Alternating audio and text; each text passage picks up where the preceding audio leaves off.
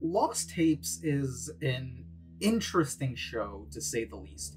Airing a total of 34 episodes from the time of October 30th, 2008, all the way to November 9th, 2010 on the Animal Planet channel, the show itself is really intriguing as a time capsule into what was really popular in the time, and kind of puts itself apart from the rest of the monster shows that were really active on every single educational channel at the time. Because instead of taking a full-on documentary approach with interviews, reenactments, and a consistent cast that you can follow throughout the adventure, Lost Tapes takes a more interesting method as it decides to take on a found footage anthology approach while splicing in aspects of a mockumentary elements, talking about the creature and things related to it.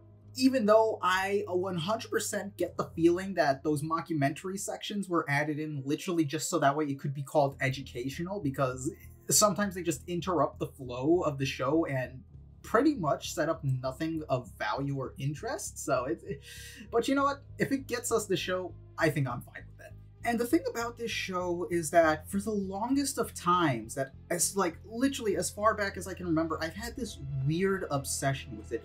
Because out of all things that scared and traumatized me as a child, this one is the one that sticks out the most. And I've always wondered why. Because I was growing up in the 2000s, I was watching things like the Disney Channel, Nickelodeon, Cartoon Network.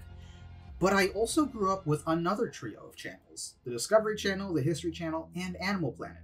Mainly because I was a big geek, and honestly, I pretty much watched those channels more than probably the kids' channels alone. And I just found it really interesting and fun. Like American Pickers and Shark Week and stuff like that, that was practically my childhood. I enjoyed the hell out of watching those type of things. But as I was growing up with these channels, I began to notice something interesting. And no, it's not the influx of end of the world content and Mayan apocalyptic things. That's a video for another time that I want to touch on. But the thing that I noticed was happening really fast, and that's that a lot of these channels would be taken up by monster-related shows. Things like Finding Bigfoot, Monster Quest, Freak Encounters, and everything else that was really being pushed out by those channels at the time.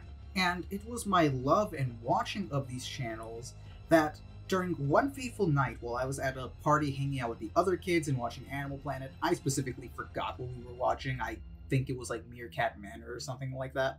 But one thing that happened once that show ended was that Lost Tapes came on. And the episode that appeared is something that we'll touch on for another time as it's in Season 2, and this video is primarily going to be talking about Season 1. But the impact that it had on me as a kid, and how it really pushed me over the edge on how found footage as a genre affected me personally, because I love found footage as a genre. It is arguably my favorite part of horror because it is so flexible and so intriguing in what you can get away with, as well as how the directors themselves, the actors, all approach it from both a budgetary directive and a kind of logistical standpoint. And it really intrigued me, and this is what got me started, because as a kid, my thought process was, how could this not be real? It's caught on cameras, it's presented on a channel that's mainly focused on education, and it's on TV. How is this not big news? Because at least in my head at this point, I hadn't realized while watching shows like Finding Bigfoot that, oh, if they discovered Bigfoot, I would not be finding out through a TV show. I would be finding out through the news shows that I watched at 6 a.m. or 6 p.m. depends. But you would not find that out on a show called Watching Bigfoot. You would find that out on big news sites and news media. But my mind at the time didn't realize that. So when I came across an episode of Lost Tapes and it was shown to be in this format, that's what really intrigued me. And it was from that point onward that the horror genre forever was cemented into my head. I really just started getting morbidly curious about the things that had scared me and that had troubled me for so long. And it was through this that, as I mentioned, my love for horror eventually blossomed once I kind of got over the whole entire childish mentality behind it. So much so that even through my hectic upload schedule, I always try and make sure that I get out at least 2 to 3 videos during the spooky season of October, simply because my brain, for whatever reason, just brainstorms so many good ideas during this point in time. And It's kind of for that reason I decided, why not revisit this on the channel? Kind of, in a sense, doing a bit of self-therapy, as not only do I really want to talk about the show, as on YouTube the show really isn't covered that much, as it kind of feels like it's been pushed to the wayside. And I mean, hell, I tried looking up everything on IMDb for this show, trying to find out who the director was, who was the one who greenlit it, everything like that. Nothing. Like, the entire production of this show feels like it was basically pushed to the wayside and forgotten, and I honestly was like unable to find any reliable sources or anything to like kind of help me figure out what was going on during the production of filming these episodes, because I really wanted to understand what the thought process was. I couldn't find any interviews. I really just couldn't find anything. It's weird. It's like Lost Tapes itself is almost in a way lost media, which is really weird when you think about it that way. So through this video, in a new format that I'm somewhat testing out this year, we're going to go ahead and analyze each and every single episode to see what makes it good, what makes it bad, and how does that affect the overall season and how it's perceived. And since we will be going in episode by episode, I will give you guys a slight spoiler warning. I understand that some of you aren't going to care, but I genuinely would recommend checking out the show and not just having me explain everything to you. Even then, I'm going to try to go light on spoilers. But basically, if you want to check it out, all 3 seasons are available on Amazon, and that's where I personally was able to buy it there and rewatch it for this video. So if you guys want to check that out, go ahead, go to Prime, it's right there. But anyway, moving on. What brings us all here today is that I'm finally deciding to take a crack at the show that has arguably changed my life forever, and to see if it's even worth remembering. So please, join me on this journey as we will try to discover if they truly do live among us.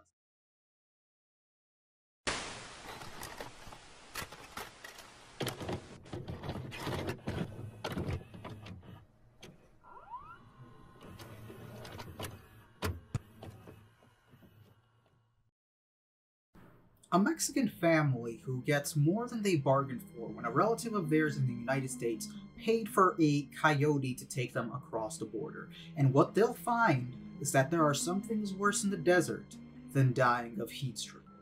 This episode just falls flat on its face in many different ways, ranging from the incarnation of the chupacabra used, to the wrong location of the world from its original sightings, to never really showing the creature in a manner that makes it feel threatening, or even showing it at all for any matter. I mean, sure, you do get a small glimpse of it when it's attacking the family, but any other way you view that monster just doesn't work, and honestly, it's not even that scary the way they presented it. This episode kind of highlights a big problem that we'll be facing on early with the seasons, and that's the idea of having a good idea but having a very poor execution. Whether or not that's because of the budgetary restrictions or because they were just getting used to it, because I don't know. Like I said earlier, a lot of information on the show is pretty much lost, ironically, so I don't know if this was the first one they filmed or whether or not it was the last one, but I'm going to assume it was one of the first ones because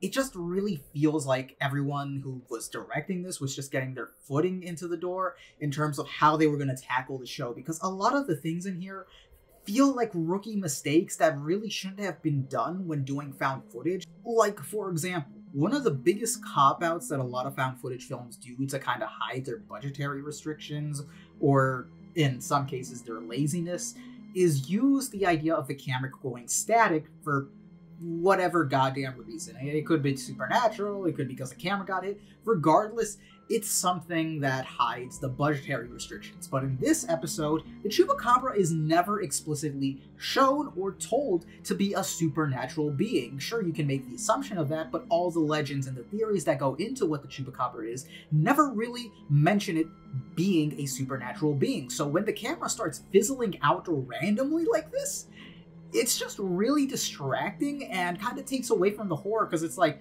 oh, okay, I guess we're not seeing the monster. Worst case scenario, they die off camera. It just really is poorly done, and it's just horrible in the sense that this really isn't the start to the show, and honestly, I'm amazed that if this was the pilot they showed to the higher executives, that it even got greenlit in the first place, because this episode genuinely fails at almost every level to be scary, and completely fails its premise as well, because the idea of a Mexican family having to traverse the desert late at night in order to cross the border, that's something that's based in reality. That's something that happens every single day that we live. And you'll always see stories about the worst cases that happen when people try to immigrate to other parts of the country using less than desirable means.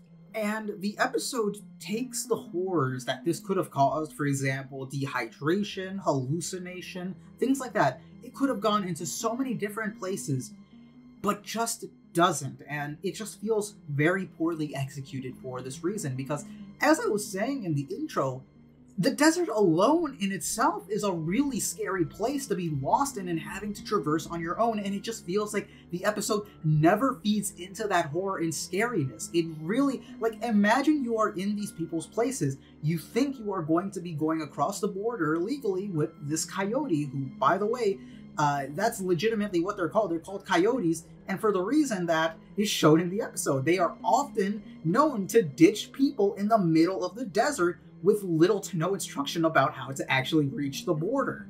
Yes, that happens, and it is very unfortunate, but the way it's shown in the episode would just make you think that, oh, the guy's just being a dick who doesn't want to go the full way through, when in reality, no, he's taking their money and just running with it practically. That's really the reality of the situation, and the episode fails to kind of build on that and the horror that comes from being abandoned in the desert. Overall, this episode kind of just leaves a bad taste in my mouth, and I genuinely would not blame anyone who drops the show at this point, because, let's be honest, if your first episode and introduction into Lost Tapes was the Chupacabra, I don't blame you for dropping it.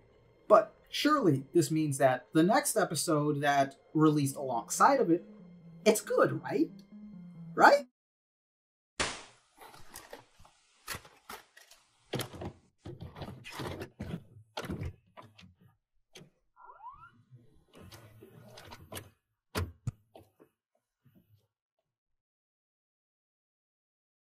As a lone park ranger spends her final workdays at a forest outpost, as she discovers strange figures in the woods and poacher traps being discovered in the area around her, she'll discover that she's not the only one who's made the woods her home. This is another intriguing episode, but not for the same reason as the Chupacabra one, because while the Chupacabra one has a really solid premise pushing behind it, even though I disagree with the setting completely, as the Chupacabra was more often seen and discovered in Puerto Rico, which makes you think, how the hell did it get off the island in the first place into the border of Texas? But that's another story, a whole nother complaint to the Chupacabra legend. But this one just feels like it's trying to be a really slow burn, and it would have worked, in all honesty, had the horror felt more prevalent during the episode, because as the runtime goes on and on, it feels more like they're just trying to buy time for the episode to reach the end mark. Like, the episode is filled with a lot, and I mean a lot, of the mundane tasks that she's up to, and it never really feels like there's a serious presence with her. And I understand they were trying to do a thing where the poacher and Bigfoot were supposed to feel like the same entity, and that she was really not knowing of how to trust her surroundings and things like that, but it just really does not work the way they presented it. I feel it would have been much more interesting if maybe there were some scenes where we see Bigfoot in the background looking at her and just observing her and, walking away doing Bigfoot stereotypical things.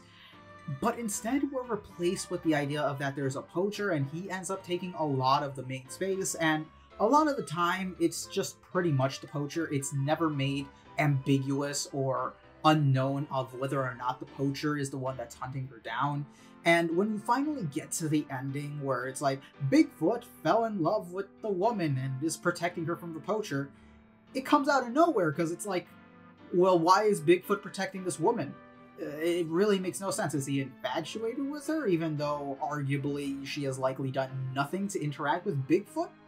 it really just makes no sense from a plot perspective, at least the way it was presented. I might be missing a few details, I don't know, but I think I am safe in saying that this episode just really does nothing, and that's its worst crime, because the idea is interesting. Like I said, it really could have been a really interesting idea of her not knowing who to trust in the woods and thinking that this massive Bigfoot was the poacher, and that could have led to a lot of suspense and things like that. But as the episode is, it really just kind of fails to build up on that until the ending, which I'd argue is the best part of the episode, since that's when it really goes into the horror angle and Bigfoot decides to pull a Predator versus Alien Requiem on the poacher. It's just really feels more like Lost Potential, not as much as the Chupacabra one, granted, but this one just, in the end, feels really boring, and that's its worst crime. Which, spoiler alert, is also going to be the same case for the next episode we're covering.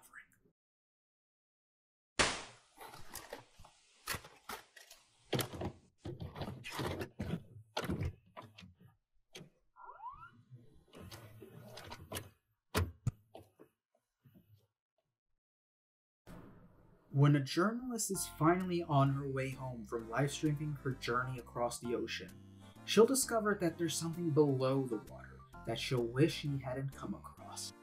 As I mentioned in the Bigfoot section, this episode practically combines the worst aspects of the past two episodes and just smashes them together.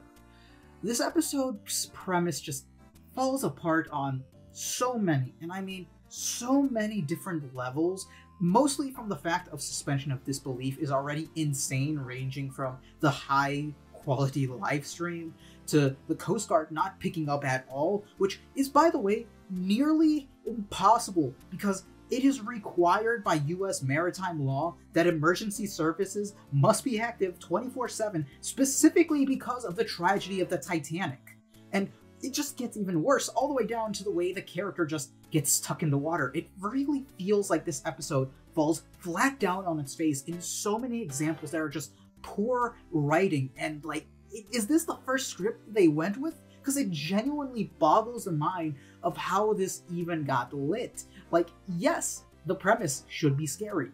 As they mention alone in the mockumentary sections, the ocean consumes hundreds, if not thousands of lives every year, even with our modern day safety precautions. So they could have played into so many different angles. But once again, either because of budget or laziness, they just don't. And sure, you do get to see the monster in this one, but it's not even really seeing it because it's just its silhouette, and it's for some reason playing with its food, even though it's pretty much said to be a dinosaur, something that should be able to consume her in one bite and not need to bobble her up and down that's shown in the footage. It just gets really frustrating, and I think this episode is probably one of those things that highlights the problems with early Lost Tape Season 1, and that's just, it's boring.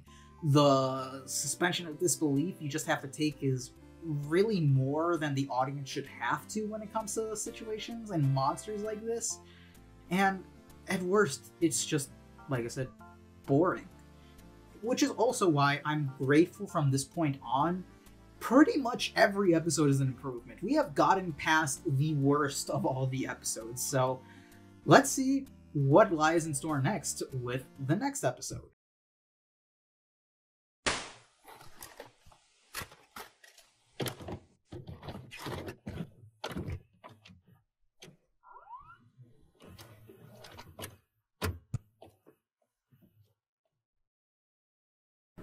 When a university professor and her nephew go out into the bayou post-Hurricane Katrina to check in on the local wildlife, they'll get a lot more than what they bargained for. Okay, so when I said the next episode would be better than everything, I was both lying and telling the truth, because this episode is honestly just so bad that it's actually really good and entertaining. It really feels like they tried to go for a hard horror angle here, but the campiness and the ridiculousness of certain aspects of the episode just overpower the horror into a sense where it is just comedic. It is overtly comedic at points that just make you laugh out loud. And I'm talking like Resident Evil 1 comedicness, where it is 100% unintentional and they are trying to get aspects of horror through, but then they say shit like, hey, you are almost a Jill sandwich, and it makes you completely reconsider what game you're actually playing. Perhaps the highlights of this episode to me mainly stem from like the creature itself and the setting that it's in, because obviously it's a Louisiana Bible. You're pretty much having your same old like, oh, it's a swamp, we don't know what's out there, there's dangerous things like poisonous snakes, reptiles, all of that fun jazz. But then, in literally the first 5 minutes of the episode, you have an alligator coming out of literally nowhere, stealing the character's backpack, and then proceeding to just walk away with it. Like, what? I'm sorry. What? Like, it's supposed to be so that way they don't know how to get out of the swamp and that way they're completely lost, but the way it's done is just fucking hilarious and is so over the top, and this is not including other moments in the episode. Like, for example, the creature's displayed and supposed to be portrayed as half man, half reptile hybrid, but when it's attacking the crew, it makes an Assassin's Creed eagle noise when attacking. And also, one of the main characters in this episode, our homeboy, Ray, is the most stereotypical Louisianan bayou man possible. It is absolutely hilarious in every single way you could think of. This episode is genuinely a boatload of fun, a great watch, and while it's not super scary, it will make you and whoever you are watching with laugh so hard that it's genuinely good. It is a so bad it's good episode, and I'm happy it's here, and I am all for it.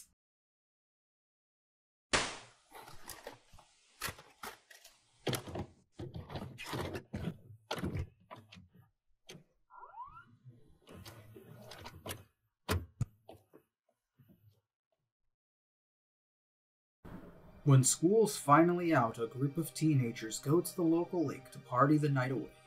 But when the party mood gets soured, nobody could expect what happens next. Yep, you read that right.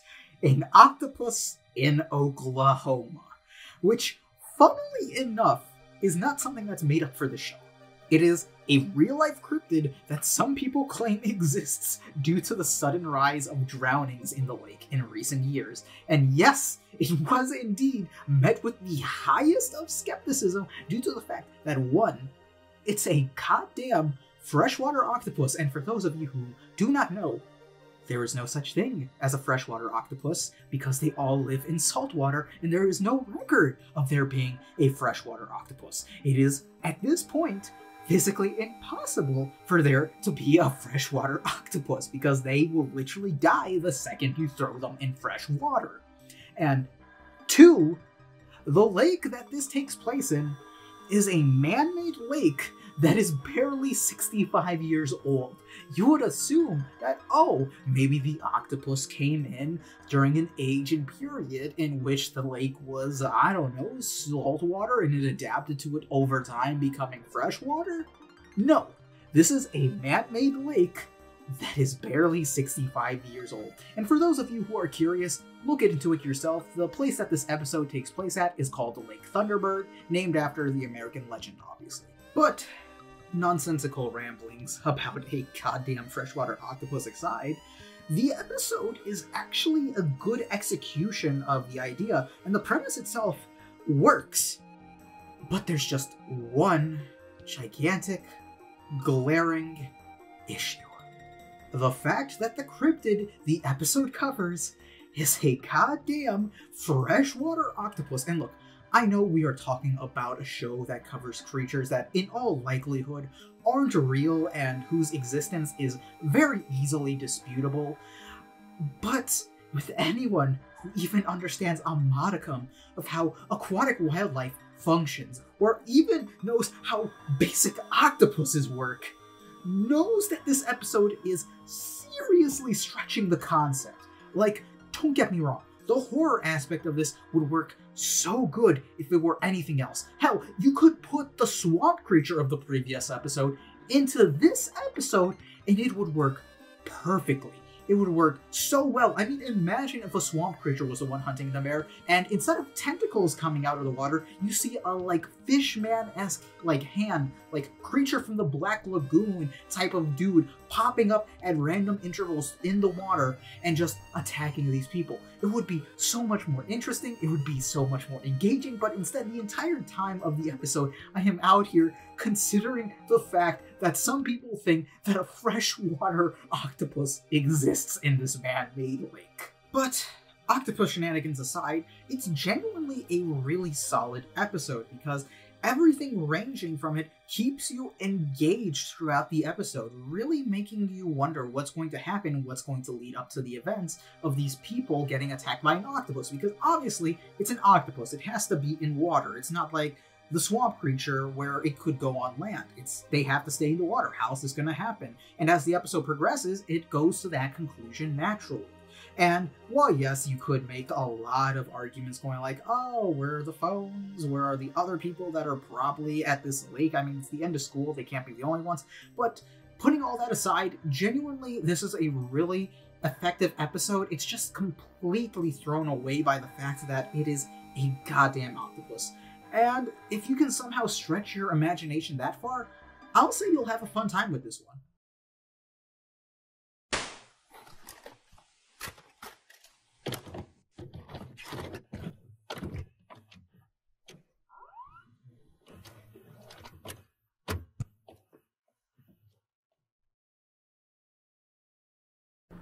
When an amateur adventurer goes into the Dantree Forest to film the pilot for his new television series, he finds that he's not the only thing lurking around trying to survive in the jungle. This episode is just meh. Like, it's not bad, but it's just also not good.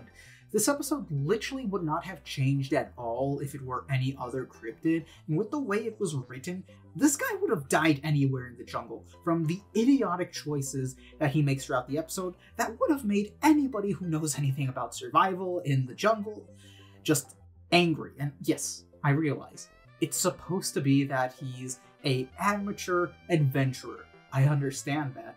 But you would have thought that he would have been better prepared for something like this. And plus, not to mention, if you know anything about the making of the shows that this episode is inspired from, like Surviving with Bear Grylls, you'll know that Bear Grylls actually does not go out completely alone into the environments he goes into. Fun fact, if you do not know this already, he actually goes in alone, quote unquote, but he knows that there's always a camera crew or the entirety of the crew somewhere nearby that he can go to that if he gets really hurt and that will always come to check on him in cases that they haven't heard from him for too long. It's, in a sense, reality TV at its greatest because he is indeed surviving out there alone, but he is also demonstrating some really good survival techniques that genuinely could help people in those type of scenarios and showing people how people used to survive back in the day. It's just generally interesting. But this kind of just takes it and assumes the bare minimum, pun not intended there, but it assumes the bare minimum of that, oh yeah, no, Bear Grylls 100% goes out on his own, and it's just, like, it really dropped the ball hard on this episode because the way the episode is written, the dude would have died anyway if there was no cryptid. Like, it would have just been a normal dude going out into the jungle, overestimating their abilities, and dying from exposure. Like, it is just absolutely mind-boggling how this got past to the, like, draft stage, but it's just really because like I said, cryptid, all not that interesting. It's just a gigantic Komodo dragon. That's realistically all that it is, and it's not even shown that much, and even then it's shown doing stuff that a Komodo dragon of its size realistically would not be doing. Because a creature of that size is not going to pursue a prey for that long, because as soon as that thing is infected with the saliva that it's shown, which by the way is from a monitor lizard, not even a Komodo dragon, it's literally two entirely different things, but it just would have not put in the effort that we see doing in the show. It would have just waited for the dude to die of infection. It makes no sense why he came after him in that final shot. I changed my mind. This is actually worse than me just sitting here, thinking about it. I wrote the script saying that, hey, this is a meh one, but as I'm, reading it off to myself right now and speaking it, this episode just gets worse and worse. So actually, it's pretty bad, forgettable, and worth skipping, which is exactly what we're going to do with this section, because I have spent way too long ranting about this. Moving on.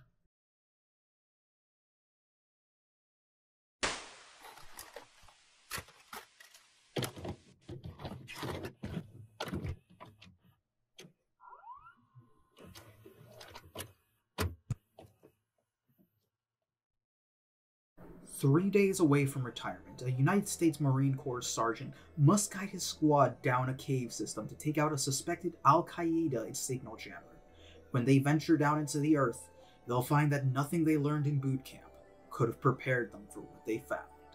This episode from here on in marks the point where I would say there is a huge jump in episode quality. From this point onward, all of the episodes really get to the point quick, serve quality episodes first and foremost, and really do justice to a lot of the ideas they represent.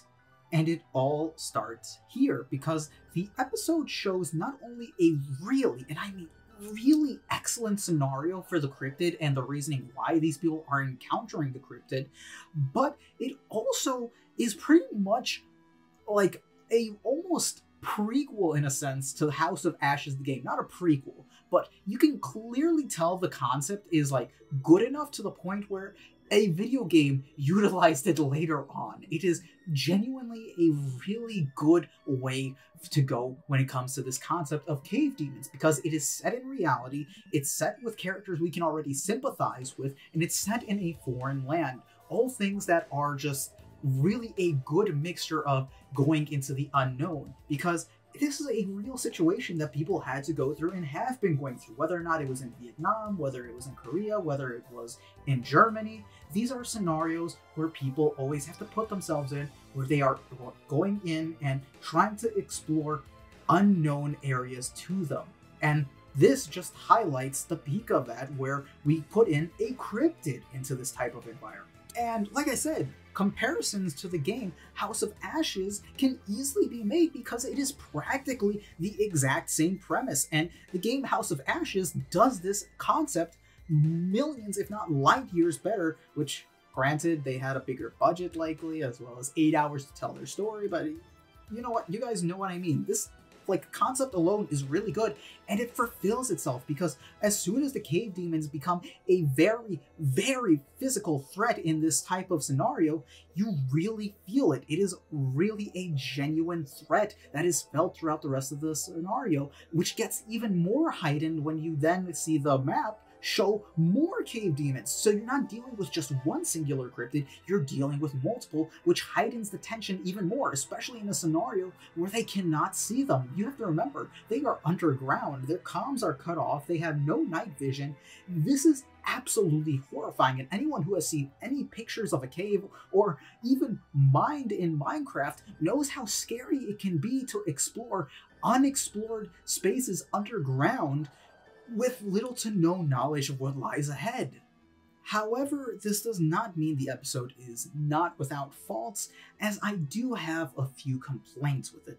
Namely, how they try to get us to sympathize with the sergeant, literally in a last-minute sequence where it just shows him hanging out with his stereotypical blonde, blue-eyed military wife and the child who's waiting for him back at home, and how he's literally 3 days away from retirement.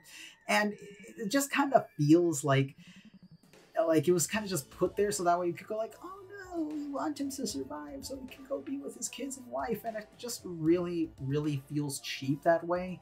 Another thing that really feels that holds this episode back is the ending. The ending, while could be considered good as it kind of leaves their fates ambiguous, just flops because one, it is stated that everyone in there died aside from the main sergeant guy, which makes little to no sense considering he was already with his fellow soldier in that same situation. So is the implication that he just tossed the other dude to die and that he tried to buy himself more time? Like, it really feels like this episode was like missing an extra 5 to 10 minutes for the story to be told, because it feels like right as we're hitting the climax, it just yanks the carpet out from right underneath us and leaves us wanting more, which honestly really isn't a good feeling considering how well the episode was going up to that point. And it feels like it's just getting good right when it ends, and that's the big problem with this. And genuinely, that should speak to the episode's quality, that I wanted to see more out of it and that I wanted to see another 5 to 10 minutes of this, but obviously the episode doesn't deliver on that part. And another thing I actually wanted to touch on while I was here, because I didn't write this into the script actually, is that it's left ambiguous on whether or not Al-Qaeda was the ones who were setting camp in the cave, because looking at the map, the cave disturbance coming in from within is clearly past where the nest is for these creatures. So it kind of leaves you wondering of, did the Al-Qaeda soldiers who set up the IED in here also fall victim to it, and the equipment that was left over there may be resulting in the disturbance, or maybe the echolocation from the cave demons is causing it. It in general leaves a lot of mystery and working room together. And in general, that really just increases the quality of the episode for me, at least me personally. I know others might be bothered by the fact that it's never really revealed what was disrupting their systems in the cave, but for me at least, I think it really leaves an intriguing mystery, and the fact that it goes unanswered because they all pretty much got killed in the end really leads itself into how good this episode is. It is 100%, it's a good episode, and I definitely would recommend you guys watch it. Don't skip it. Trust me.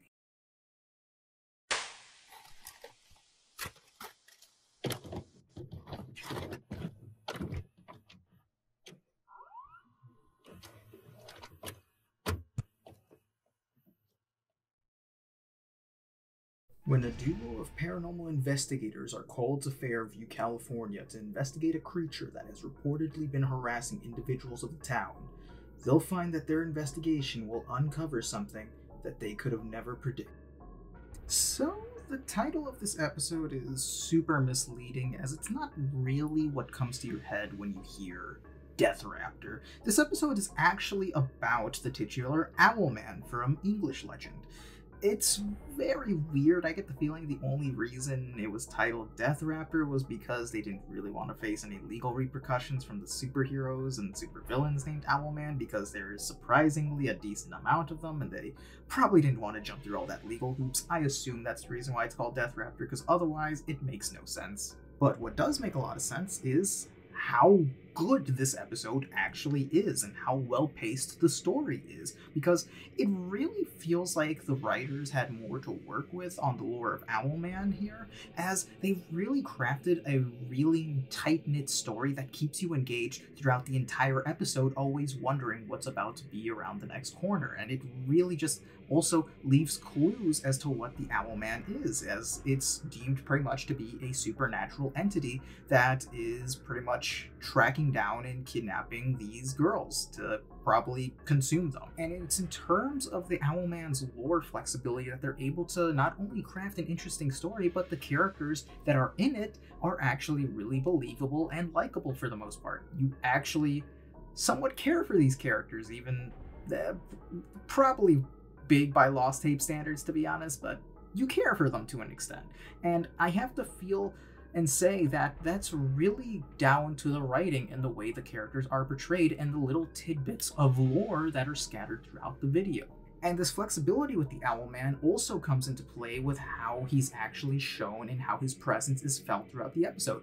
As I have mentioned before, the episode itself is crafted in a way that the Owlman's presence is always felt, whether or not it's through the people he's affected or it's his physical form. And speaking of his physical form, you actually never see what the Owlman looks like in the episode. You only see the artist renditions and the brief silhouette in the church sequence. And man, does that work for this episode, simply because whenever you have a supernatural creature or a creature of any sort, you really just leave your mind to it. For example, in Bigfoot, we had the whole entire dichotomy of we didn't know whether or not it was the poacher or Bigfoot, even though half the time it just seemed like it was the poacher because the way the lost tapes thing just did it was done very poorly. In this episode, we are allowed to feel the impact of the Owlman himself and imply a lot of things, whether it's Hazel's backstory that's implied throughout the episode, or the fact that he's made pellets and camped in the church, hence possibly dispelling the idea that he's a demonic entity because he's allowed to step foot in a church, which obviously in most Christian and movie lore is something that a demon or devilish spirit should not be able to do. It's things like this that really set up the Owlman to be quite the threat throughout the episode, and when he finally does strike at the end of the episode, you really do feel the tension and fear from the characters as they try to deal with this inconceivable threat that has started to come down upon them. And honestly, I love it. This is an idea that I would have loved to see be explored throughout different movies, if anything. I would have loved to see this idea become an entire movie series or an anthology where you get to see the Owlman and his effect on daily life. Well, maybe not movies, plural, because we've seen Paranormal Activity and we would know it is a segmented amount of time before we eventually get Owlman versus the drug cartels. So I think just one movie about Owlman will do. Honestly, I'm happy that not only one of my favorite cryptids, but as well as an obscure one got done justice in this episode, and this is genuinely probably the easily best episode of the entire season. It's just really solid, it never fails to skip a beat, and it's just mind-boggling that it took this long to get an episode this good into the season. Overall, I give this episode a must-watch requirement because it really easily displays the best that Lost Tapes can do, not only in its budget, but in its scripting of these monsters. Like I said, the monster isn't even shown once, and yet you feel his presence all the way throughout. It is utterly fantastic, and I 100% recommend you guys watch this episode.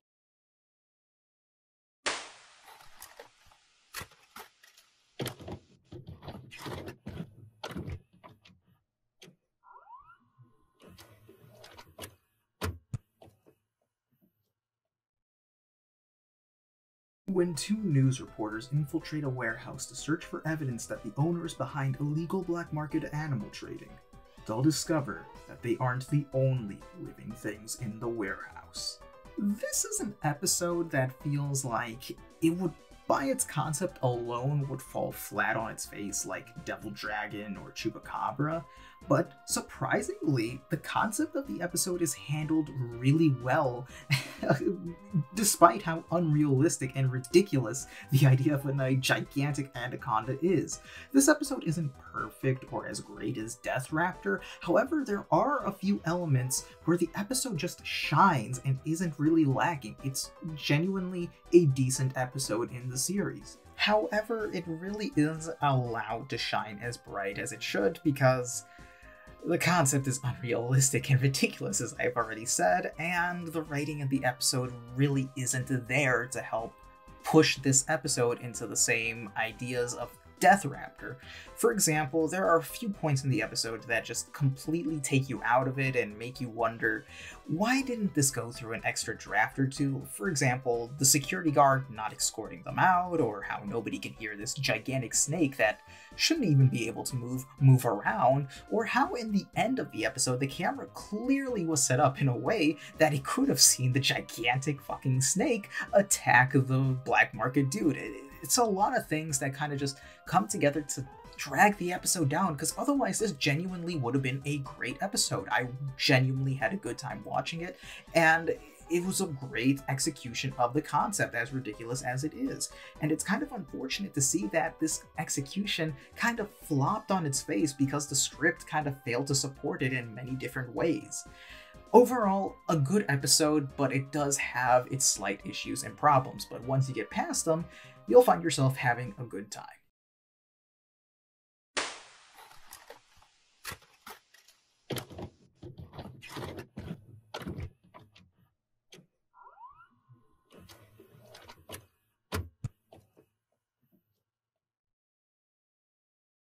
When three kids from the suburbs set out with the attempt to go into a restricted area to film a skateboarding video, they'll find that prosecution under the law isn't the only thing to fear when trespassing. Kinda interesting that this episode was foreshadowed in the Oklahoma Octopus episode, because we have finally come across the Thunderbird itself, and once again, this is genuinely a really good episode, showing what you can do on the budget when it comes to found footage, and genuinely really good. The child stars in this episode are surprisingly decent and tolerable, not to mention they are realistically portrayed as children. I easily could see children behaving like this because I literally lived through the era, and I know for sure that me and my friends did behave like these idiots in this episode. Even friends who I watched the episode with when showing them the series are genuinely impressed by how not annoying the kids are and how surprisingly well they are written. It's genuinely a nice surprise to see that they actually somehow nailed children in season 1 of Lost Tapes. It's really kind of funny how easily they fucked up everything else in this season, and yet they nailed the children actors. It's really both impressive and sad at the same time. Not to mention, it's genuinely, like I said, written in a way that is understandable. Like, for example, in the episode, people probably think in the heat of the moment where they leave the kid behind after he gets injured on the skateboard, people are probably thinking, oh, you guys are idiots. You could have used your skateboards, you could have just pushed him out of the way, carried him back home because he's a small child, they should be able to lift him. But you forget one vital thing. These are children. They are not exactly the smartest tools in the shed, and they are not likely to respond to a traumatic situation like this well. Even a suggestion of the camera person to just leave him there and just forget about him is somewhat realistic, because they're kids. They don't think that the worst thing that can happen to this child is him dying from the elements or getting kidnapped or picked up by animals or something. He thinks the worst thing that would come from this is him getting grounded and having his things taken away, which is somewhat realistic for a child. Even the cryptid in this episode is kind of portrayed with a sort of realistic take on it, as it's pretty much more of a scavenger than a hunter in this episode. This is pretty much seen as the Thunderbird never really actively goes out of his way to go after the children. Like, yes, he swoops in on them slowly, but we don't even know, because of the way the camera is shown, if whether or not that was meant to come and grab them, or whether or not it was doing a flyover to search for food. And this is exemplified later on in the episode, because afterwards they leave the kid crying in the ditch. That's when the Thunderbird decides to come in and swoop in. Not when they're having fun in the skate park, or not really the skate park, it's more like a ditch as they call it, but not as they're filming the skateboarding video. It's once it hears the cries of a child that it decides to finally swoop in and take them. And things like that allow us to not only have more believability in terms of the episode and the cryptid that it's showing, that it's an animal and not just some bloodthirsty monster, it also lends credibility to both the situation and the actors involved. Genuinely, this is a really immersive episode. If it weren't for one small issue that was left in the script. Yep, they gave them cell phones. For whatever reason, despite the entire thing being set up quite nicely and being really well done, they forgot the #1 thing when it comes to not only but found footage. They forgot to take the cell phones out of the equation. Now, I understand that this was, 2008? Cell phones were just barely getting off the ground. The iPhone was coming out at this point, I believe, and things like that, and not every kid had access to a cell phone the same way that we do now. But the fact that they still left it in, and not only that, they left it in while using that as a very inherent and important plot device, because it is through the cell phone that they are allowed to hear the cries of the kid and the Thunderbird swooping in and getting him. So it's not even like a tiny detail that you can ignore, because guess what? The call was made from the kid that was injured, which makes it 10 times worse, because One, why did he not call his parents if he had his phone available? Why did he call his brother? And granted, you could leave that up to panic, but you would think that calling his parents in a situation where he's being left alone would probably be the first thing that he does in that type of situation. And two, they have cell phones.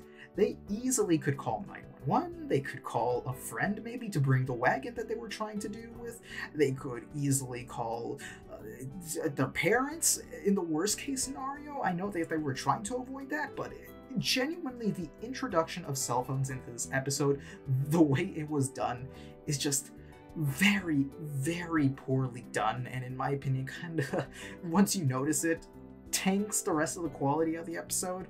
But overall, I would have to say it's fine. I mean, like I said, they could have easily just given them walkie-talkies and it would have just done the same effect. It would have not even been that unrealistic because everyone knows that kids love walkie-talkies. But the episode also kind of falters in the ending as well, that I might add, because they don't kill the kid. Yeah, I know it's kind of heartless of me to kind of say, oh, they should have killed the child, his corpse should have been yeeted off of the bridge or the buildings or whatever. As a result, they should have found his skulls and things like that, like they mentioned early on in the episode. But I think that it's kind of also that small little detail that they weren't allowed to jump over kind of also helps to tank the episode down a bit. Like, I get it, it's an educational channel, they're probably not allowed to kill off child characters under any circumstances. Probably, I don't know, I don't think they are, but it's things like that that just really sour the opinion of what otherwise would have been a really, really great episode that I really enjoy and look forward to every single time I watch season 1. It's just that one plot issue just tanks it down for me. And it's just really unfortunate. Overall, like I said though, great episode, and once again highlights how the show was finally starting to find its footing in the middle of the season.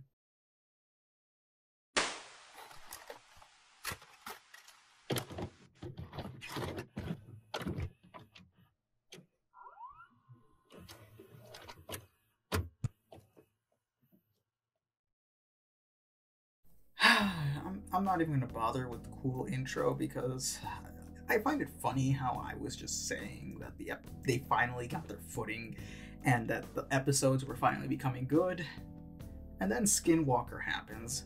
This kind of feels like it's a straggler of what the earlier seasons represent, with the lackluster monster representation and feeling like nothing happens until the third act. And honestly, there's not much I can say about this episode that I haven't already repeated myself just tenfold saying on episodes like Bigfoot and the Monster of Monterey. It's just boring and poorly represents the creature shown in the episode. Nothing more, nothing less, and honestly, I get the feeling I'd just be repeating myself if I just talked about it even further.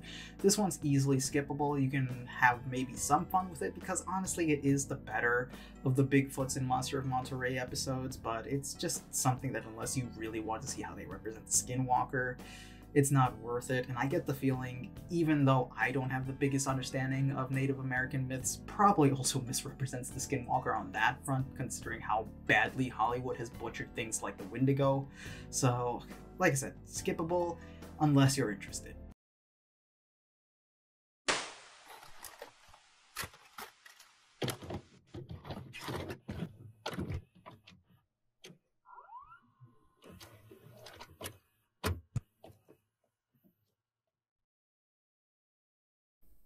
When a resident of Pleasant Point, West Virginia, catches sight of a mysterious creature outside his home one night, he slowly finds himself losing his mind over the next few days to this creature. So, I was kind of lying when I said Devil Raptor was the best that the season had to offer, because the Mothman episode is not only the most creative episode, but it's also one of the best episodes in the entire season. And man, is this episode ballsy and risky, and it completely pays off. The idea to attempt making things like found footage in the 60s, in the days leading up to the collapse of the Silver Bridge, where the Mothman was infamously sighted at, is really interesting, and I really like that that's the idea they took with it, because there aren't that many modern Mothman sightings to take advantage of, and the idea of it leading up to the Silver Bridge kind of not only sets a time where we understand something tragic's about to happen, but it also sets a lot of tension in between, because we know that the days are going to pass up and lead to that, and as we see him slowly lose his mind, we begin to wonder, is he really trustworthy? Is what we're watching on camera really what he's seeing? Or is it what he's being tricked into seeing? And it kind of leads into this whole entire thing where we finally get to the bridge section, and the FBI this entire time has been interviewing him because they think he blew up the bridge. And the entire time we're thinking, is it possible? Has he actually blown up the bridge? Has the Mothman driven him so much insane that he just lost his mind and decided to commit this act of domestic terrorism? And if anything, this really isn't about the Mothman, it's more of a character study into how the Mothman has turned this man's life slowly upside down to where his wife doesn't trust him and almost leaves him at one point, to where he seemingly is socially ostracized by the agents he's talking to because he sort of became a recluse in the days leading up to the unfortunate events at the Silver Bridge. It really becomes interesting in the way that they decided to tackle this episode, because they could have easily done a Mothman episode where he attacked them like he attacked the teenagers that originally cited him in the first place. But no, the directors for this episode really decided to take this in a creative way and tackle the Mothman legend in the sense that he's more of a benevolent being trying to aid and warn humanity. And you really never really see him. You only get small little pictures of him, his eyes glowing and things like that. And that really helps sell the idea, once again, of his presence being there. He's always overshadowing our main character and making him question reality in what he's seeing. It's things like that that really just psychologically mess with both the main character and possibly with the viewers watching this, as like I said, we are meant to question the sanity of our main character and whether or not he is telling the truth in the recollection of those events. Not to mention, once again, this episode shows how well you can do found footage on a budget. They only use like 3 to 4 sets for the entire time that they're doing this, 2 of which are a room, and 1 of which is likely just at the river outside the studio lot. But it is absolutely incredible how they were able to make use of all these separate locations and tell an entirely cohesive story that you wouldn't have even noticed how limited they were in location unless I brought it up to you. Genuinely the best that this season has to offer, and one of the best takes I have ever seen on the Mothman in a long time. It is really the best episode of the season, and for that I must say, please don't skip this one. You won't regret it.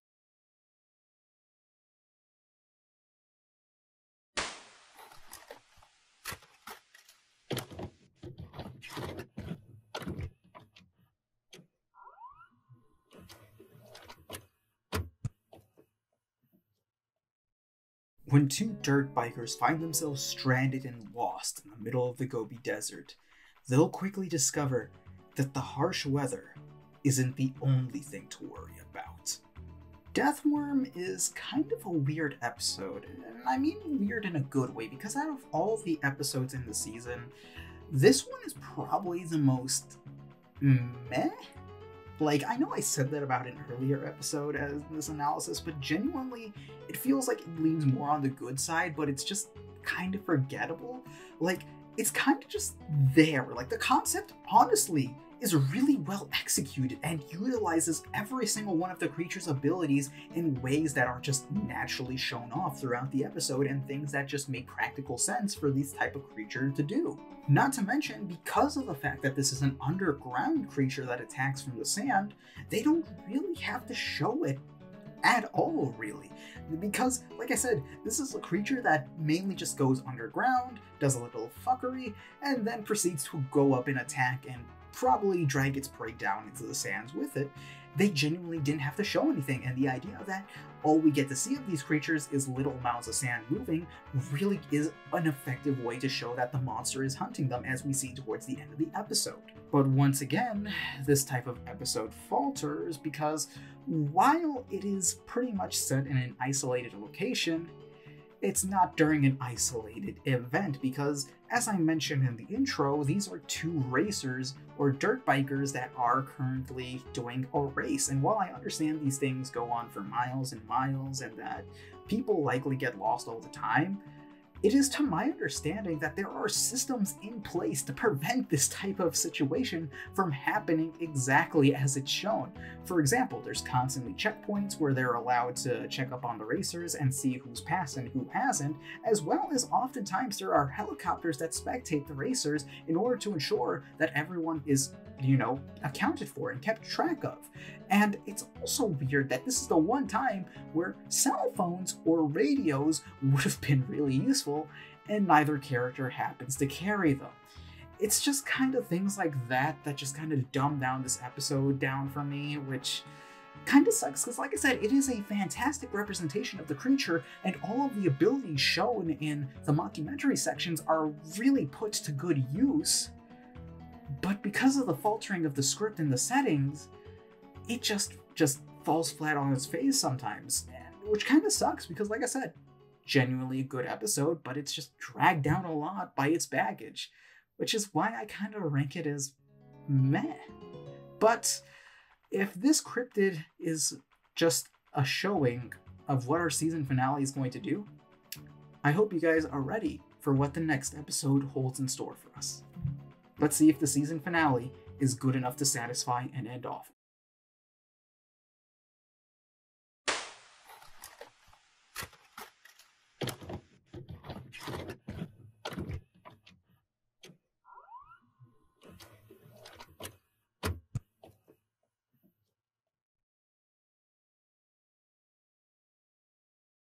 A group of goths doing graveyard rituals get a lot more than what they bargained for, and begin to wish that they had prayed to God instead. This is kind of a time capsule of an episode because it's very much set in the culture and the era that it's in, and it's a really neat time capsule into what goth culture was somewhat like during this period of time. But ignoring all that aside, how does it do as the entire ending of the season? Well, I'll be glad to say it actually doesn't even really fall into any of the pitfalls that the early season 1 episodes kind of fall into, and is really engaging the whole way throughout. Not to mention that due to the nature of the creature in this episode pretty much just being a normal dog, just kind of with red eyes, they're actually able to get away with showing the Hellhound prominently throughout the episode, which works in favor of the legend and for the plot. This would also help set the precedent for the next season, where we pretty much always got to see the monster going from that point onward. It kind of starts here. Not to mention, the way the Hellhound is portrayed in this episode is spot on. It's pretty much down to the bone in terms of what I personally understand of the Hellhound legend and the rumors and all that fun gossip surrounding it. It genuinely portrays the Hellhound properly and in a way that does the legend itself justice. And all of it leads up to that pretty much excellent ending where all the aspects of the legend come to fruition, where the way the information sections were used to boost the tension in the episode, because without them, we wouldn't have known that seeing the Hellhound 3 times means that you're gonna die.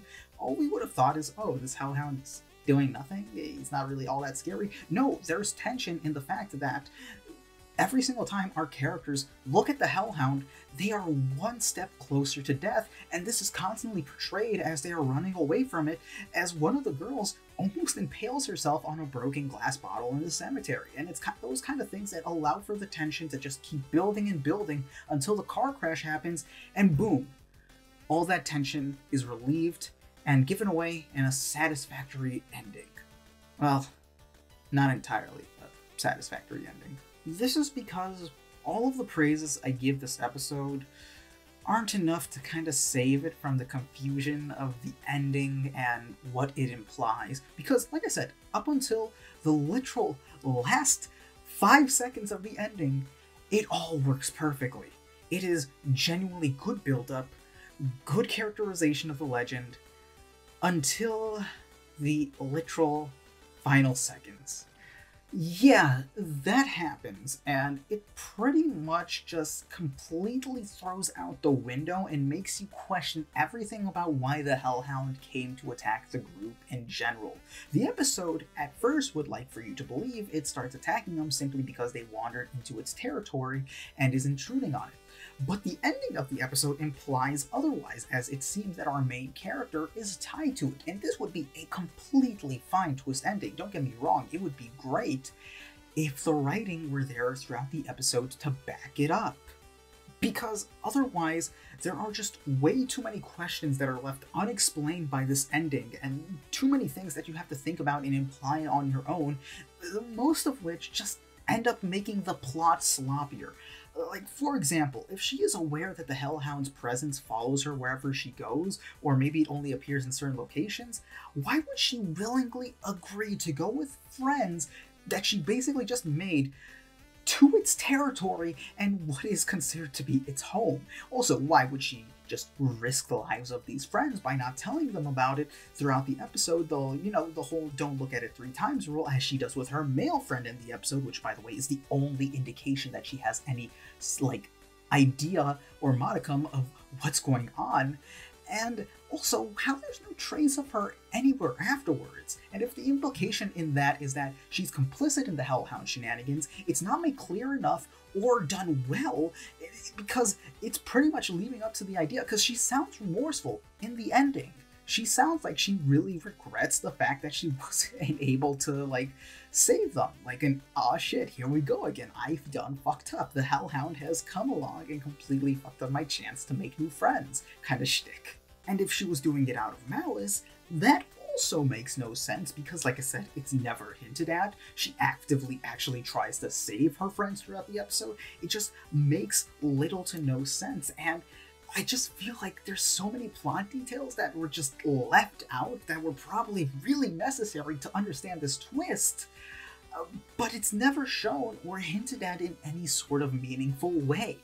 And it's because of this, it massively drags down the episode for me, because, don't get me wrong, the episode is good, it is solid throughout, but the twist ending and how the entirety of the monster's arrival depends on why that twist ending happens just completely destroys the episode for me in rewatches, because it's like, yeah, the episode's good, but once you watch the twist ending, you then, upon other rewatches, see the clues that left up to that, and you're like, well, why the hell did it lead up to this like this? Like, why is she friends with this dog? Why would she bring her friends along into this dog's territory? It just gets really messy, and it drags down the entire episode with it. I would have to argue that this is the worst of the best episodes of Lost Tapes, but it's kind of one of those things where once you notice the flaws in the episode, it completely destroys almost every ounce of good faith that you have in the story. Overall, it's good, but its failing plot-wise just leaves a really bad taste in my mouth.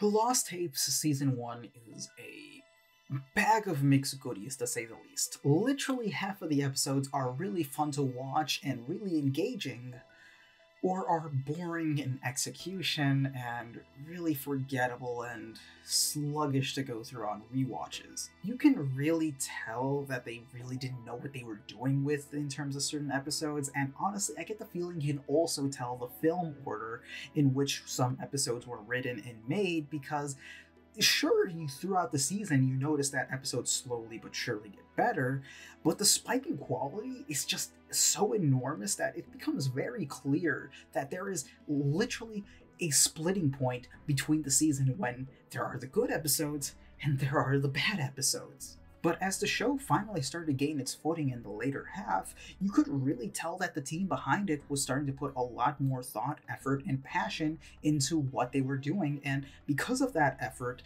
the episodes came out so much better, so much greater, and ended up setting the precedent for later seasons. It really is interesting to see how the show evolves as you watch it. And Granted, I know it's lost tapes. It's not exactly supposed to be, the scariest thing. It's not going to be the next Paranormal Activity or Blair Witch. But things like this are genuinely fun watches, and I understand, like I said, not going to be the next VHS, but these are just fun little things to watch and fun little time capsules to see what the era of early found footage was like, because this was at a time where a lot of found footage was starting to get a lot more experimental in terms of the way they were tackling things.